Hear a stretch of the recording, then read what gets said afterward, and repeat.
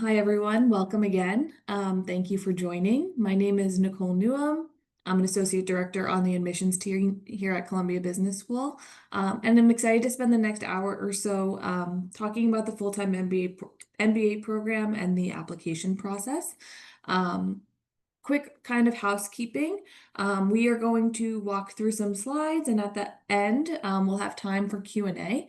But throughout the session, if you have questions, please feel free to drop them in the Q&A box, and my colleague Chantel will help manage that and answer as many questions as possible.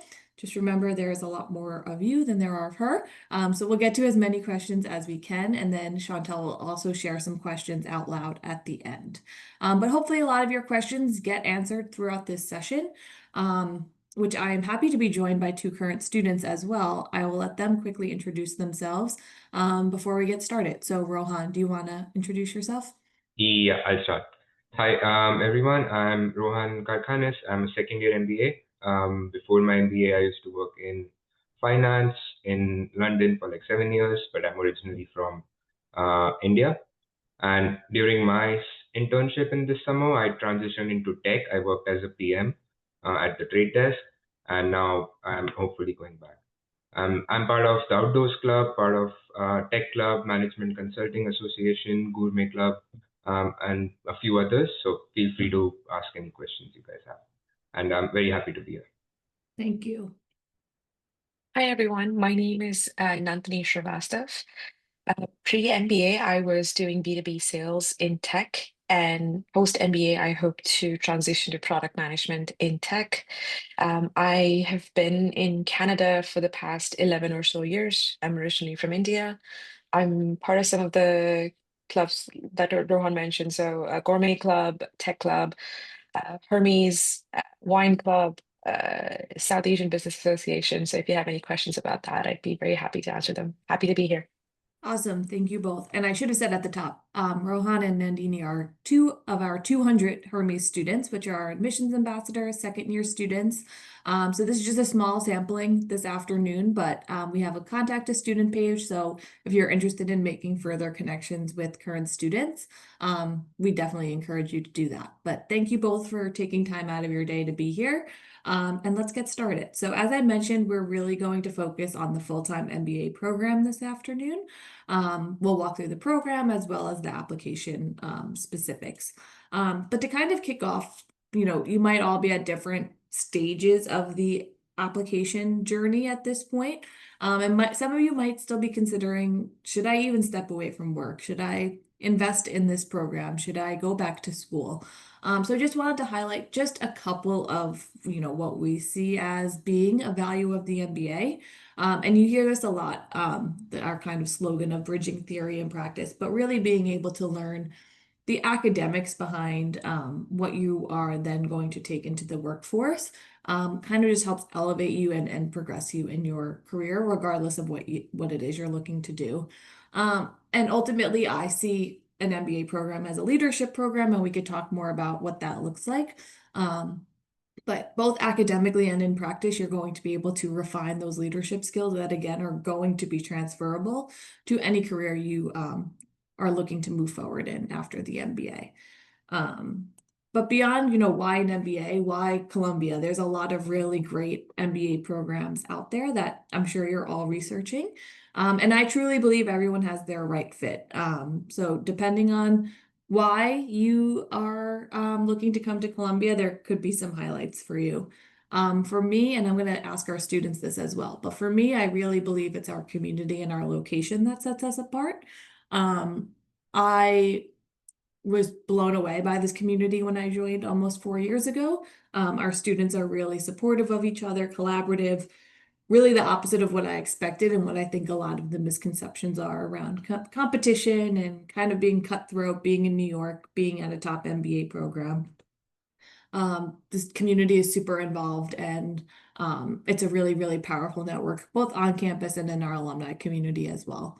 And then maybe I'm biased, but I believe that being here in New York really just enhances your MBA experience. If you're a city person, you like fast paced, you like being busy and kind of the hustle and bustle of things. Being here in New York places you at the center of so many industries.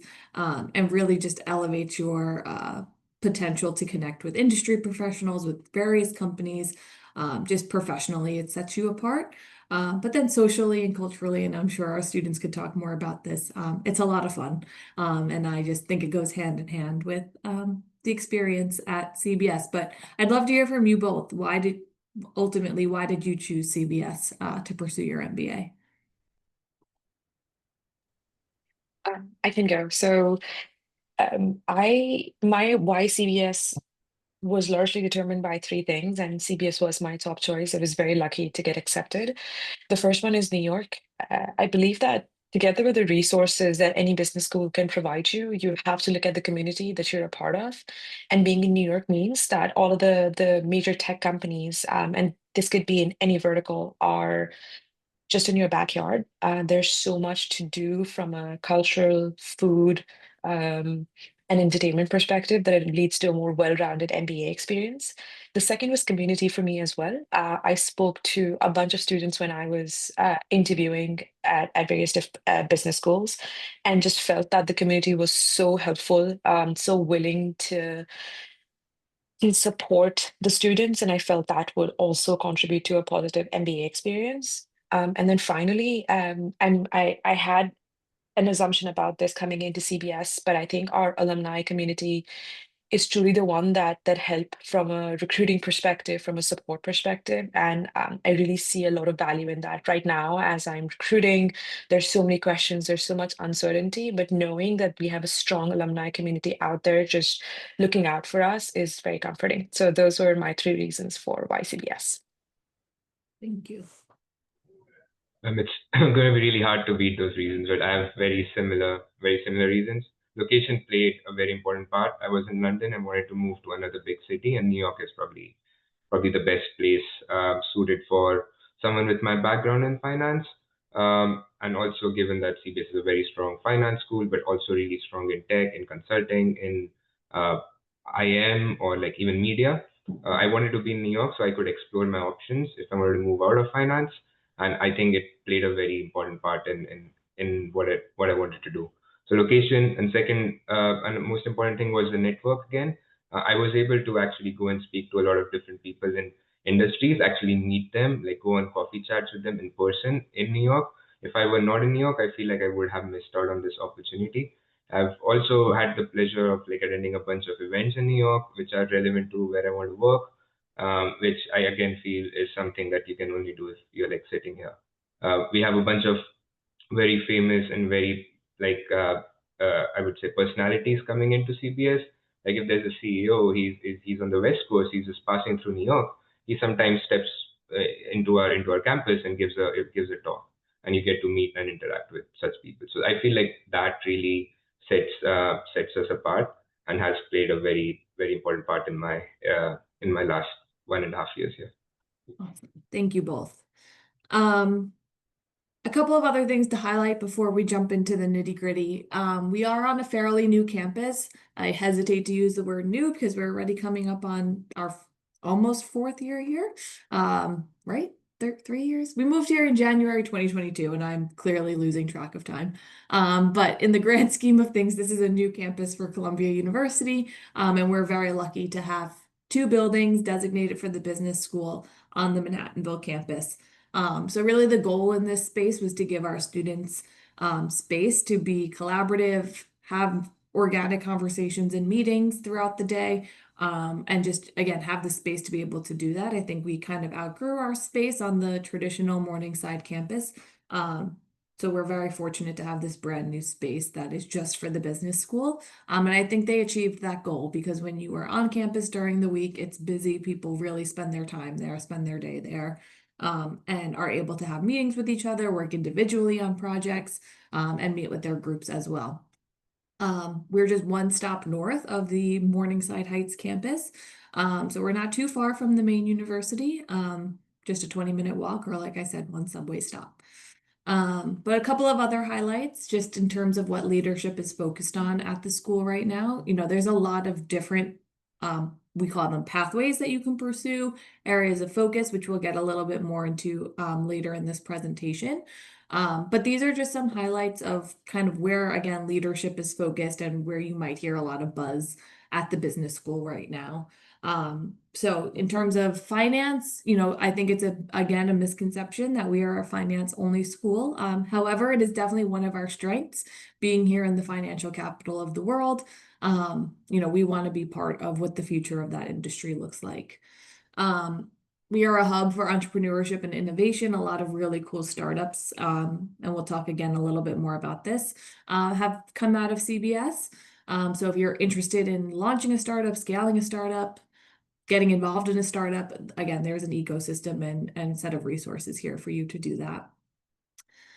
Digital transformation. I know AI is really top of mind for pretty much everyone at this point, but it's something our dean has been talking about since the 90s, I think. So he's really excited to see it come to the forefront. And I think this is where you're going to see the most change over the next couple of years in terms of how classes are taught, what's being taught in class, and how AI is getting integrated into that.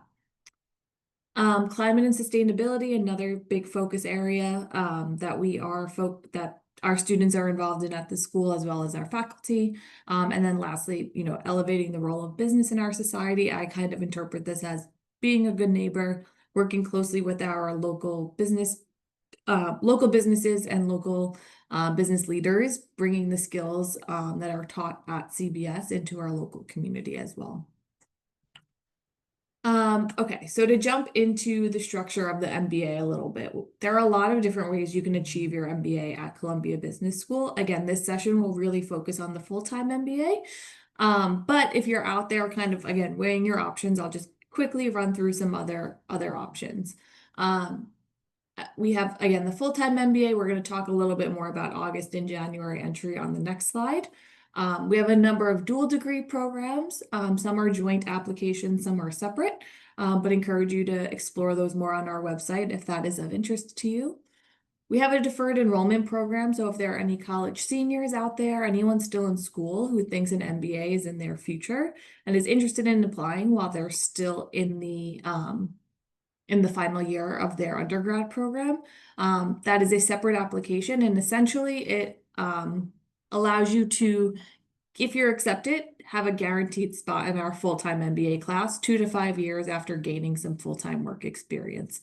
So our team will host more sessions on that and the specifics of that application later this fall. But just want to put that out there that is an option. And on the other side, we have some executive MBA programs for folks who are a little bit further into their careers, maybe closer to that 10 years of work experience mark, more at the managerial and leadership level, looking to maintain their full-time roles while achieving their MBA. So we have a few different options for those as well. And if that is of interest to you, I encourage you to attend one of their information sessions. But what's important to note about this slide is that everyone's graduating with the same Columbia MBA, regardless of which path you pursue. But for the full-time program, as I said, we have 2 points of entry. We have our traditional August entry MBA, 20 months, where you do 2 semesters of coursework, head out and do a full-time summer internship, and then come back in year 2 to finish out your program. This is our larger cohort. We see over 700 students start in August. But we also have the January entry program. This is an accelerated 16-month program, same curriculum, same full-time MBA, just a little bit of a different schedule. So for J term, you would start in the spring, and then in the summer, instead of doing a summer internship, you stay here on campus, continue taking classes. And then in year 2, you merge with that August class that started the semester before you, and you finish out your MBA program as one large MBA class. Our J term is our smaller cohort. We see about 200 students start in the spring. And this is really ideal for students who don't really need or want that summer internship to be successful in their post-MBA goals. So maybe they work for their family business, maybe they're an entrepreneur, maybe they're a sponsored consultant, or just looking to stay within their same industry or role or function. Again, those are just some examples of who might be a great fit for January if you're looking to do it on a little bit of a shorter schedule.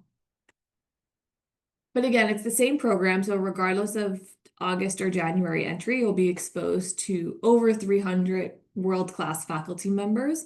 These are really a mix of tenure track faculty. Those are people who are experts in their field, pushing out research every year. Being an academic is really kind of their full-time role. For example, Sheena Iyengar, she actually just recently spoke at one of our admissions events. She talked about her Think Bigger book and ideas, which is really interesting, kind of coaching people on how to think outside of the box. Where do ideas come from? Or is anything really a new idea, or is it a combination of a lot of things? So definitely encourage you to look up her TED Talk. She's super interesting. But we also have over 200 adjunct faculty members, which I really think is key to the CBS experience, being that we're here in New York.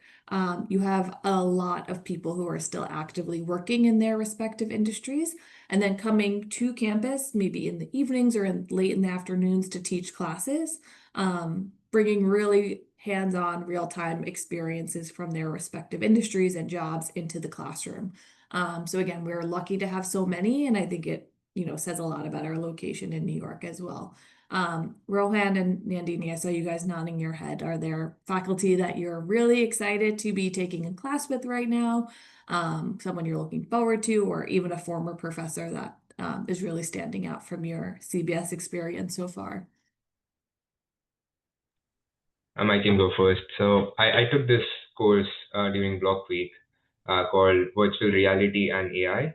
And I feel that was probably the best course I've taken at CBS so far. I was taught by this professor, Sharad Devrajan, who's like a big personality in Hollywood, a big AI investor. He has connects. He's a CBS alum, and he has connects all over the world. So this was more of a speaker series kind of a course where he brought in CEOs from across the AI space, investors in AI. We had like the Windsoft CEO come in. We had Ashton Kutcher come in. So we got to speak to all these different people who are currently investing or building or even like participating in this AI vertical. And the experience we got, the insights we got was something that I think I will take forward for the next 2 to 3 years of my life as I try to transition out of my MBA. And it was honestly like, I feel like a life-changing course almost. So I, there are many such courses in CBS, and you kind of find those depending on what you really like, what you want to study. And yeah, I mean, there's so many options, you can never go wrong. Awesome. Yeah, I think speaking of life-changing courses, I did a block week also over the summer with Professor Daniel Guerra, Mm. and that was Business Analytics 3, which is focused on modern AI and its setup. I distinctly remember that one afternoon in class, he showed us a neural network that he had built on an Excel sheet, and just having the ability to see that and understand how technologies like ChatGPT, Claude are built upon, and to be able to visualize that on an Excel sheet truly was life-changing. And in a similar vein, Professor Tianyi Peng, who taught us Business Analytics 1, he's a relatively new professor to Columbia, but one of the smartest people I know. He has such deep understanding of LLMs and how one can understand the base technology to build more accessible generative AI technologies, which is one of my passions. I think really helped frame my experience, and I couldn't be more thankful for those two professors and how they changed my worldview on AI. Very cool. Yeah, it's funny. When I started here and heard about business analytics, I'm like, that has to be the most boring class. But all I hear is how it's most people's favorite class, and it's in those big classrooms, and they're filled every year. And I think it's, one, I probably didn't know enough about the content of what's being taught there to make that judgment, but also just our, really stellar faculty members who are making those classes super engaging and interesting for our students. So thank you both for sharing. Um, so our curriculum kind of starts by grounding everyone in the same foundational core curriculum in their first semester. This is the list of classes that everyone will take. And you take these classes with your cluster, which in a moment I'm going to ask you both to talk a little bit more about what a cluster is and what the experience is like. But essentially, we want to get everyone kind of speaking the same language and on the same playing field in that first semester by taking these core classes. And we're going to talk more about this as well, but it's, people are coming from all different backgrounds, non-traditional, traditional, and pretty much everything in between before the MBA. So these classes really help kind of, again, lay the foundation for everyone to be brought up to speed in the core before going out and taking your electives. So not to get too much into the weeds of A term versus B term versus full term, but pretty much everything here will be taken in your first semester up top. And then you'll do one more core class, operations management, in your second semester. And then the rest of the program is electives of your choosing. In tandem with all of this, the Phillips Pathway for Inclusive Leadership is our mandatory co-curricular program that students do outside of class. That program was designed to provide students with skills to develop as inclusive leaders. So this looks like attending an event and writing some reflection papers. I think it's one every semester, but typically students end up attending more just given the volume of PPIL events that are being offered and the interest our students have in that content and that programming. But Rohan and Nandini, can you talk a little bit briefly about what a cluster is and maybe a little bit about what your experience in your clusters were? So a cluster is a group of about 65 to 70 folks with whom you take all of your core classes. But in a lot of ways, this cluster and this group of people are your home base during the time at Columbia. Given the amount of time we spend together during the core classes, we really develop some deep bonds and celebrate things together. We recently threw a baby shower for one of our cluster mates. We're throwing another one in a few weeks. We celebrate birthdays together, but at the same time, we also sort of share our struggles with each other to make sure all of us are getting the most out of this MBA experience.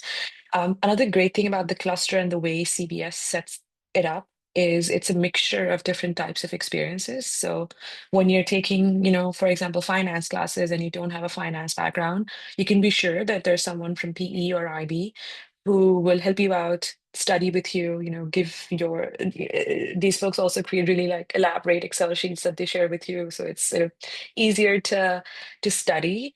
So I think overall a cluster is set up so that you get the maximum support from an academic, professional, and personal perspective. I was part of Cluster Z, the Zesties.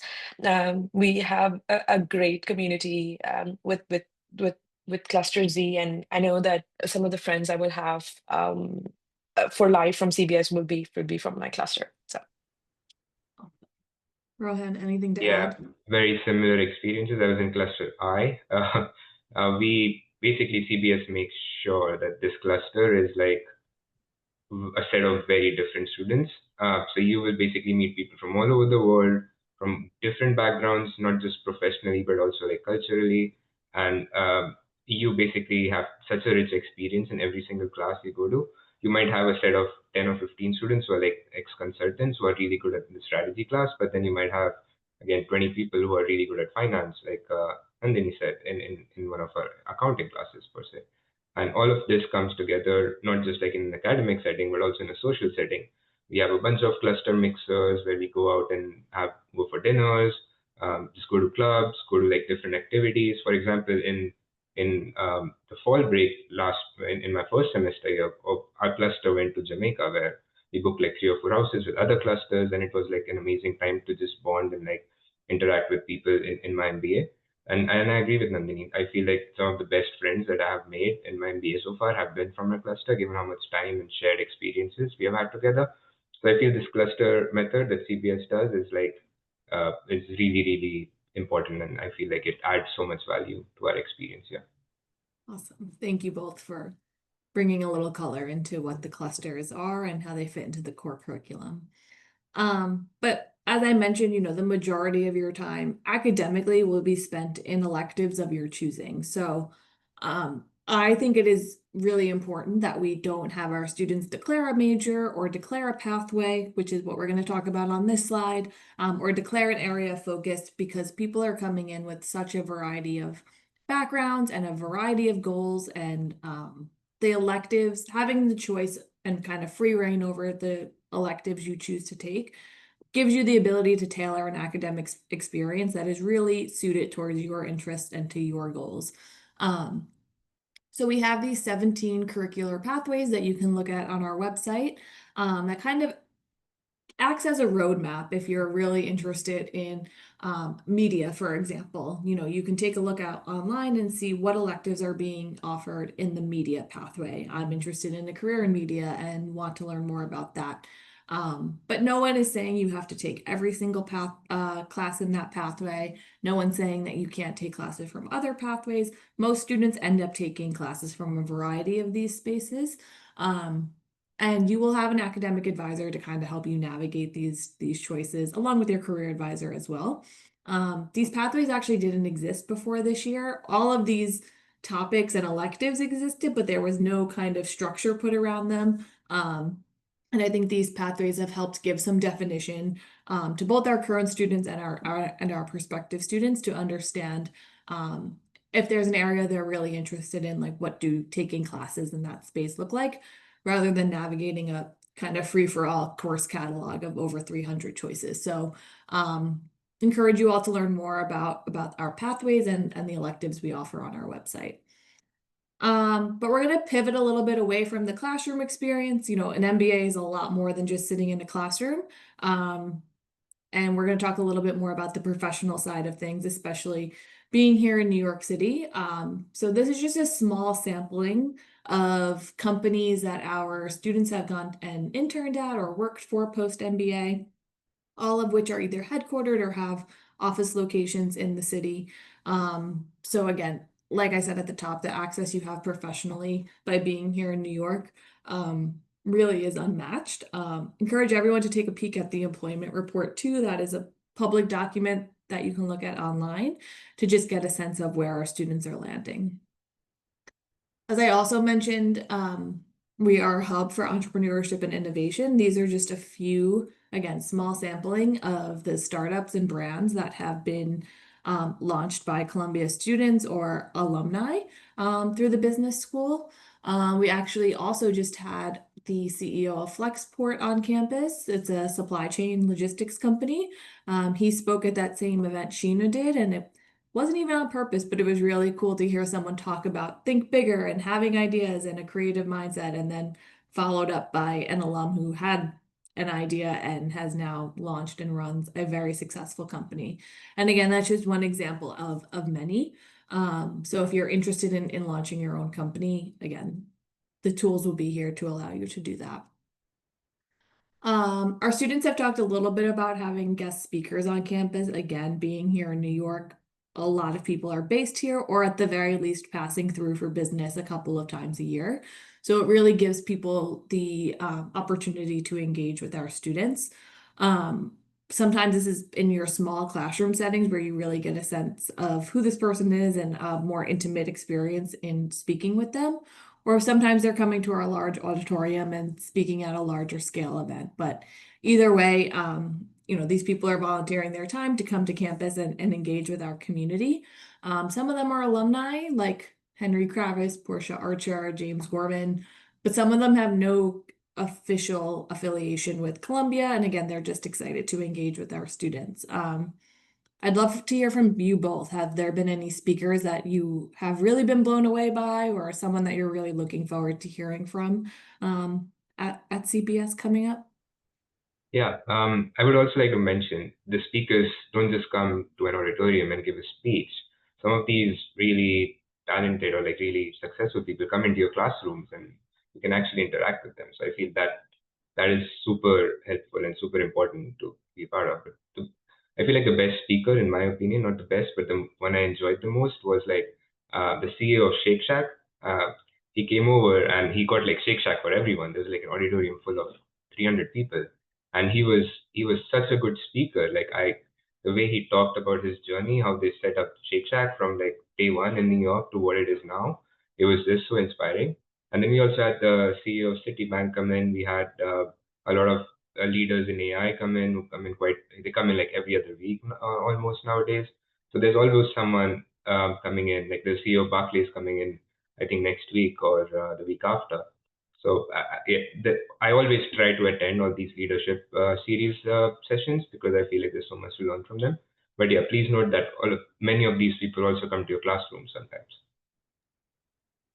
Yeah, well, there's so many big names that come to campus. I think Ben Horowitz was on campus like first week of fall semester. So that was like that level of access is just unheard of without a community like CBS.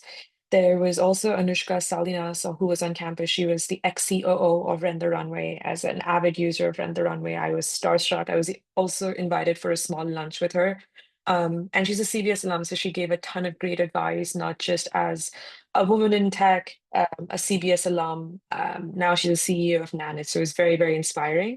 And also there was Andrew Reyes on campus last semester. He is the guy who runs the Binging with Babish YouTube series.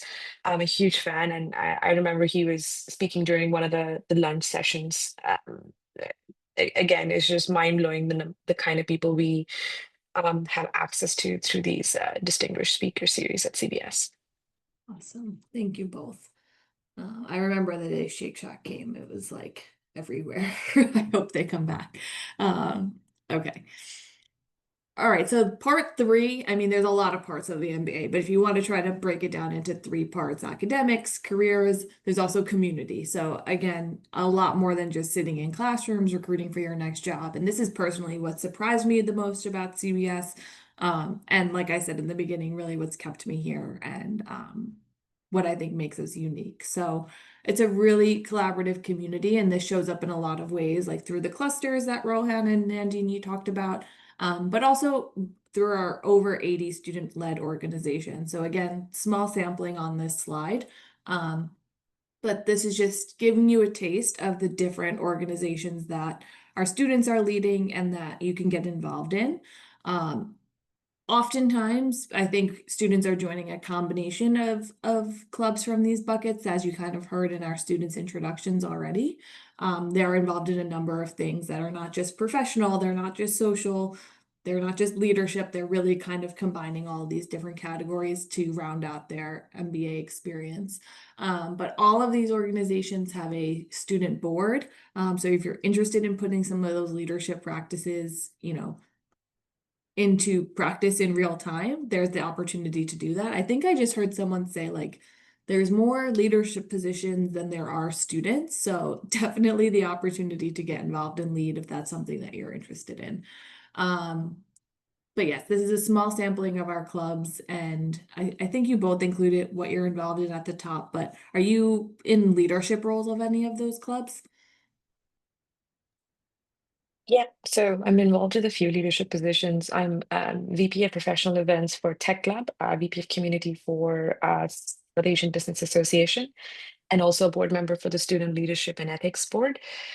I think just these clubs are a great way to find like-minded people. So the advice I got from my second years was just to get involved as much as possible with whatever group seems the closest to what I want to do professionally and personally.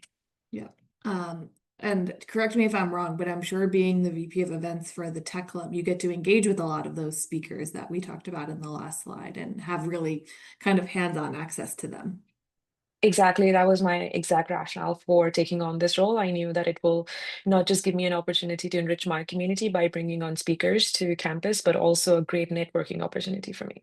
Very cool. Awesome. What about you, Rohan? I chose to take a different path this year because I felt like I couldn't really participate in a lot of clubs in my first year. So I decided to take part in a lot of clubs this year. I've been lead them, but I'm still VP on the outdoors club because I feel like I want to plan events, and that was a club that was really close to me in my first year. But then again, I'm a member of more clubs than I was in my previous year because I feel like I can participate more in my second year than my first. So yeah, I've taken a slightly different path from Nandini, but yeah, I'm part of the tech club. I'm also part of where is it? The AI club, the Management Consulting Association. I'm part of the European Society, the Hermes Society Outdoors Club, Gourmet Club, as I mentioned, also the Microbrewery Club, the Spirits and Wine Club. There's also a football club. So yeah, I probably have a lot on my plate this semester, but also note that there are also clubs in the actual university, like Columbia University, you can choose to be a part of. which are also like maybe another 500. So yeah, this list is basically not exhaustive at all. There's Yeah. a lot to do. No, but I'm glad you mentioned that about joining more clubs in your second year. There's a club day each semester in the fall and the spring, and then again in the fall and the spring. So the first semester is hectic, going through that core curriculum we talked about, just naturally adjusting to life in New York, life at business school. If you're recruiting for banking or consulting, that will take up a lot of your time in the first semester. So you don't have to join every single club right away. There's always opportunities to join down the road um, as you kind of settle in more and are able to reprioritize some of your time. Um, we are also, actively involved with our broader community. So being here in West Harlem, there are a lot of different ways to get involved with New York City as a whole, but we really try to focus on getting involved with our local community and neighbors, like I said at the top. So the Community Impact Club does a lot of work, whether it's offering tutoring at local schools or bringing consulting services into small businesses and local businesses, offering financial literacy courses throughout New York. There's a lot of different ways to get involved with not just the campus community, but the community in which we are situated in. We've mentioned it a couple of times, but just want to kind of drive home the worldwide alumni network. It is truly a global network, and you have a global experience here at CBS just by who you're sitting in class with. Our class is almost 50% international. So you're really meeting people from all over the world, and then that's reflected in our alumni network. So no matter where you are looking to end up, if you're looking to return to your home country, or if you're looking to go somewhere new after the MBA, it's highly likely that you will have a network of CBS alums there to welcome you and really help kind of navigate your next steps professionally and also, as a community and personally. Okay, so I've thrown a ton of information at all of you in the last, call it 50 minutes. So you might be wondering how you're going to navigate all of this if you do, join us at CBS. So really quick, want to just highlight a few resources that are available to our students. The Office of Student Affairs will really be kind of like your main point of contact once you get here. They're offering academic advising. So again, helping navigate those elective choices, tutoring choices, other support that might be needed on the academic side. And the other side of their team is really overseeing all of those clubs that we talked about and student life as a whole. So advising our student leaders and making sure that we're giving our students the environment and the resources they need to successfully lead these organizations.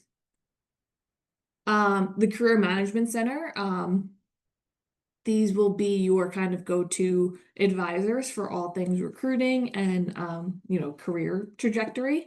So everyone is assigned an advisor that's kind of like an expert staff member in the CMC, who will be your point of contact for all things career related.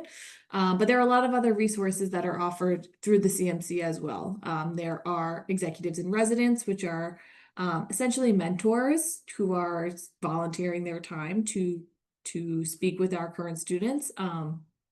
These are people who are either at the executive level or recently retired from a long, successful career in their respective industry, who can really kind of give you like a bird's eye view in the space that you're interested in. We also have alumni coaches. We have second year CMC fellows. Those are second year MBA students who are working part-time for the Career Management Center and offering their kind of guidance, especially for first years in the recruiting process. And I think the other important thing to highlight with this resource is that it's a lifelong resource. So, your time with the CMC doesn't stop at graduation. It's something you could tap into in all the years that follow, as your career continues to evolve while you're an alumni. The other big question is how does one pay for this this experience? We recognize it's a very large investment. I personally wouldn't be doing this work if I didn't believe in the return on that investment, but it does take some planning, and we are here to support you in that. So we encourage you to reach out to the Office of Financial Aid at any point in the journey. You don't need to already apply. You don't need to already be admitted. They are here for you from the prospective student stage to answer any questions you might have. But briefly, in terms of institutional funding, we do have that available. It's not guaranteed for every student, but if you do apply in round 1 or round 2, you will automatically be considered for merit-based fellowships.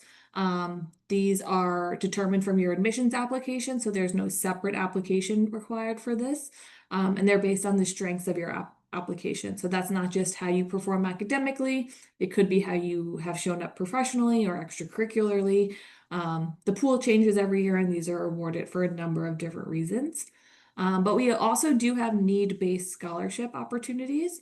That is a separate application process. That's something you would apply for later down the road at the interview stage if you do move forward. And that is reviewed by the Office of Financial Aid, and if they are able to deem you as eligible, they would share some need-based scholarship awards at the time that you're admitted. They also are here to help you navigate any external scholarships that you choose to apply for, as well as the loan process for both domestic and international students. Okay, I'm going to give our students a quick break, and in the last, I'm going to try to do this in 10 minutes so that we have some time for questions. Just talk through the actual application process. So we talked at the top about J-term in August. Regardless of which entry point you apply for, we're looking at the same criteria and the same materials. We use this circle diagram to demonstrate that this is really a holistic process. I know that term is thrown around a lot, and it's actually on my bucket list to go into a thesaurus for 5 minutes and look for a new word other than holistic. But every part of this circle really does have equal weight. We're trying to get a full sense of who you are academically, professionally, as well as personally.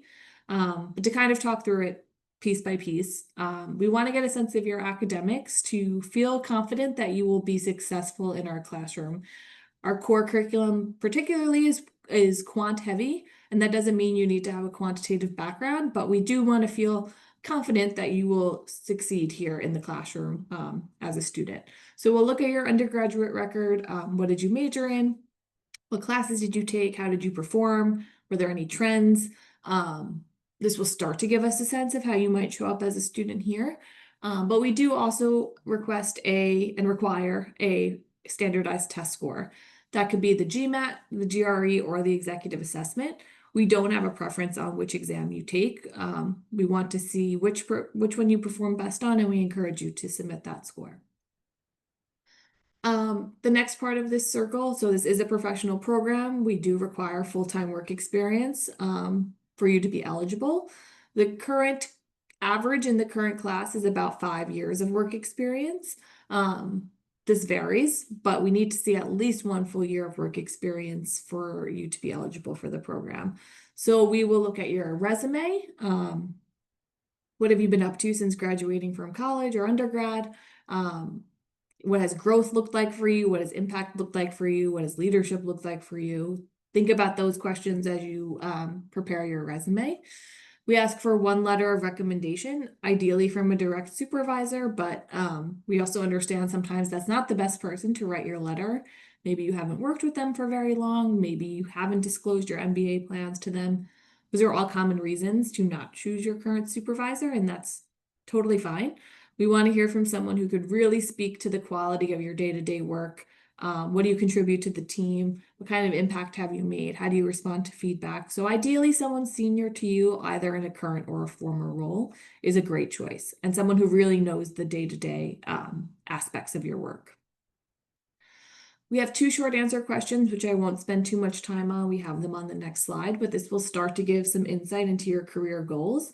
And then in essay 1, you'll have a chance to expand on those goals a little bit further.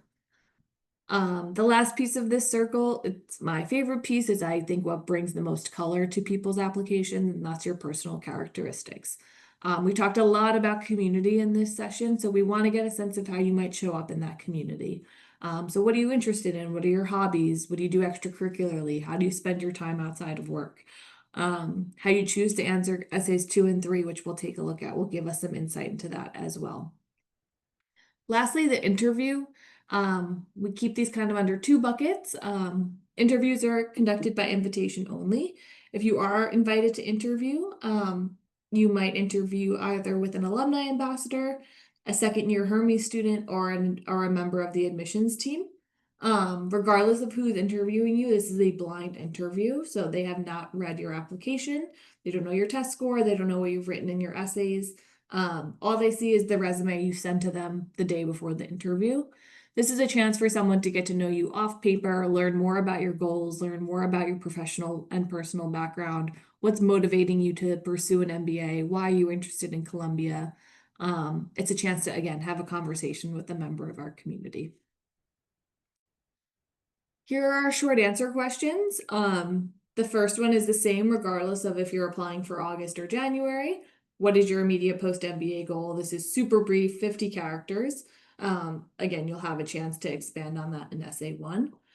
What do you see yourself doing right after graduation is essentially what this is asking. If you apply for J-term, we want to know why you prefer the J-term. And if you apply for August, we want to get a sense of what you see yourself doing over the summer. Here are our essays. Again, essay 1 is your chance to expand on those goals. So we want to hear more about, again, those short-term goals. What do you see yourself doing right after the MBA?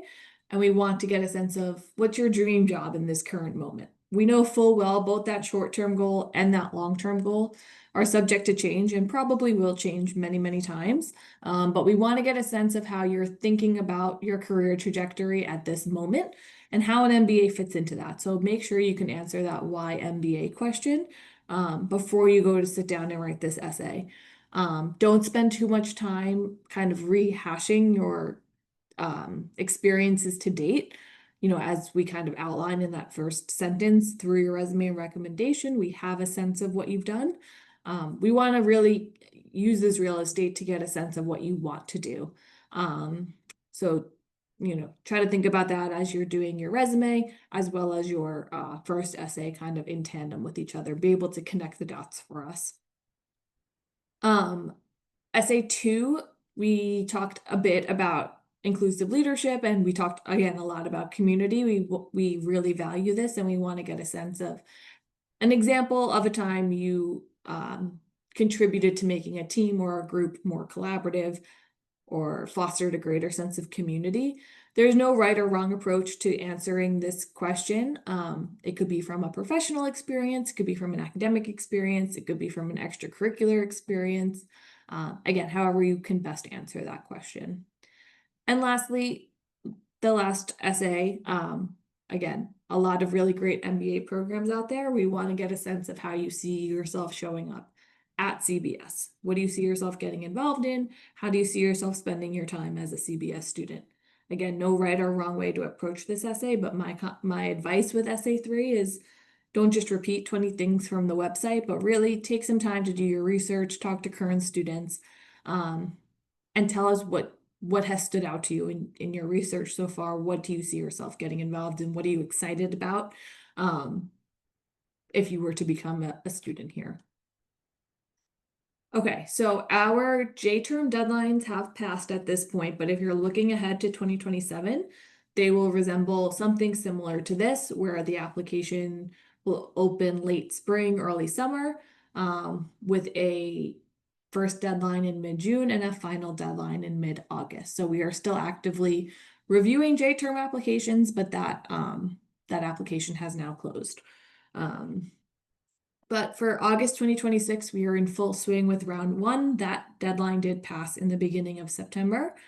So if you're looking ahead to round 2, that deadline will be on January 6th, right after the new year. And we will have a final round 3 deadline on March 26th. As I said, round 1 and round 2 are those priority deadlines for funding. So just something to keep in mind. We are also a proud member of the Consortium.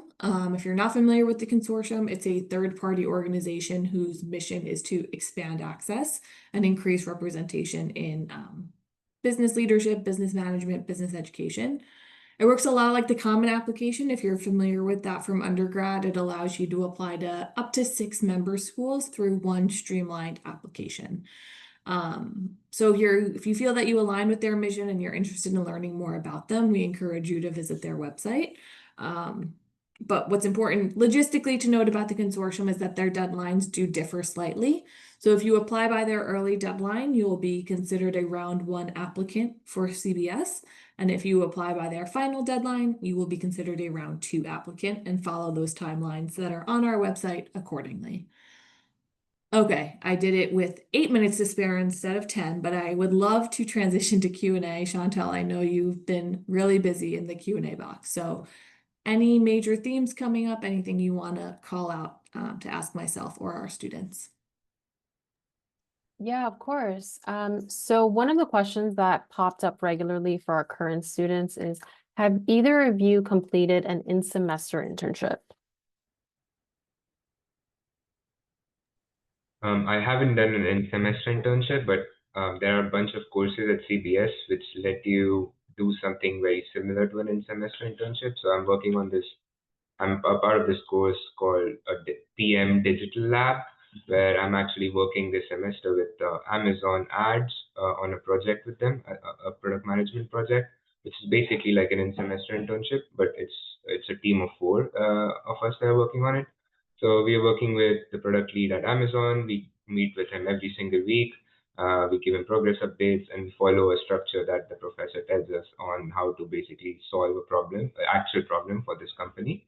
So even if you don't actively do an in-semester internships, there are a bunch of courses which give you industry access. And a lot of this is through the professors. The professors have worked in the industries for many, many years, and they have so many contacts, and they are very happy to kind of connect you through one, either the curriculum itself or through their own network to do in-semester internships. But other than that, a lot of my colleagues have done in-semester internships, and it is very ad hoc. It's something that you have to find for yourself.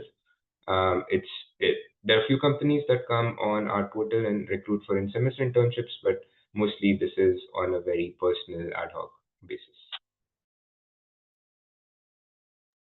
Perfect. Thank you so much for sharing. Another question, I'm not quite sure if you guys have already answered this, but how has the CMC supported you? I think the CMC has been incredibly supportive right from the get-go in setting expectations about the target roles and industries. So letting us know how to go about coffee chats, building a network that will help with full-time recruitment.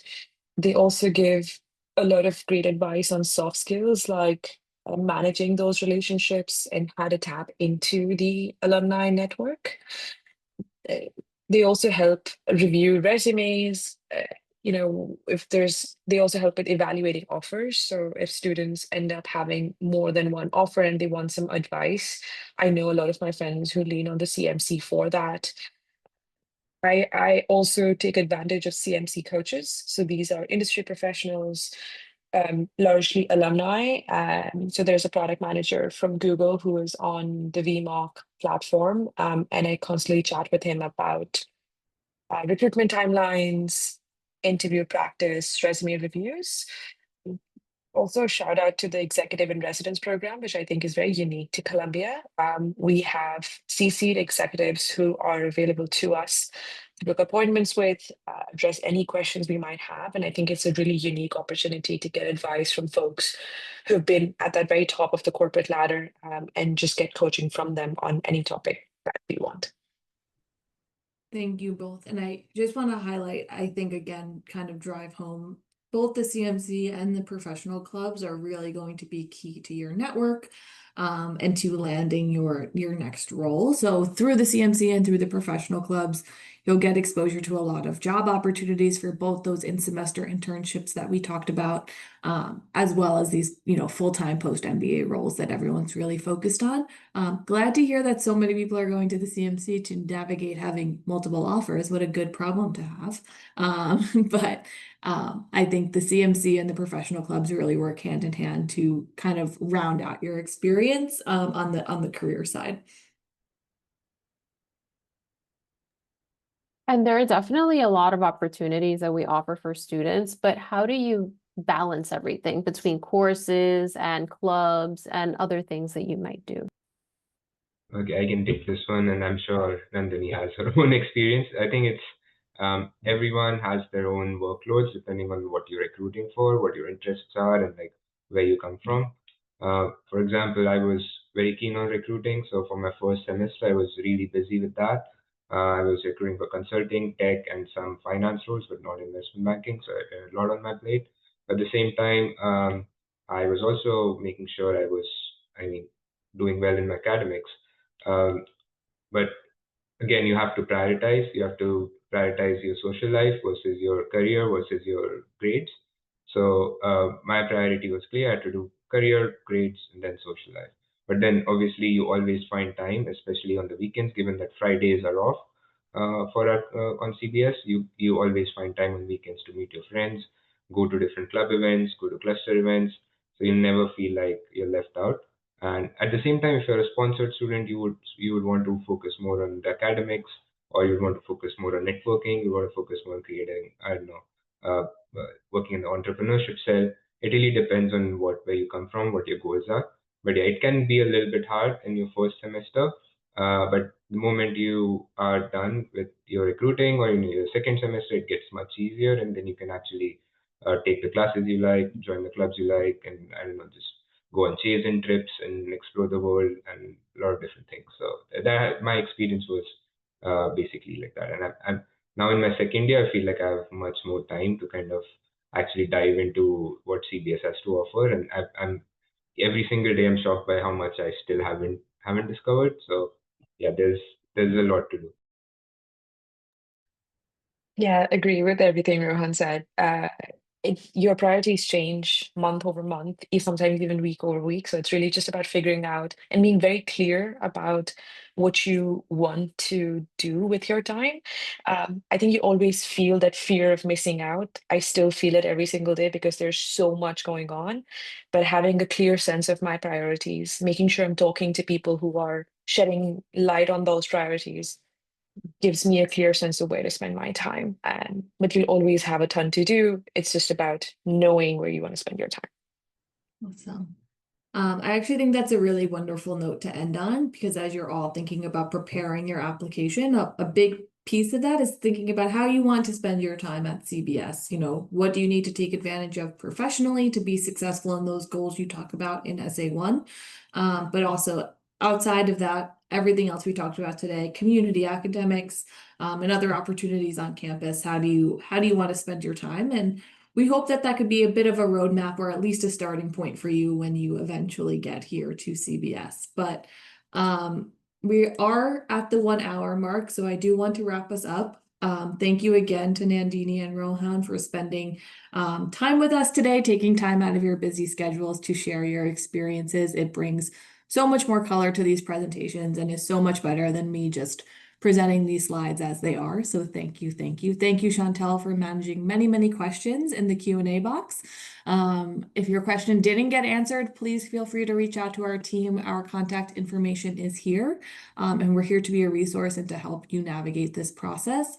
And as I also mentioned, there are many more current students that you could reach out to through our contact a student page. You could filter on your interests to get connected with someone who might be experiencing something you hope to experience while you're here at the business school. Thank you again, everyone, for taking time out of your day to join us and learn a little bit more about our program. And good luck with your next steps. Enjoy the rest of your day. Take care, everyone. Bye.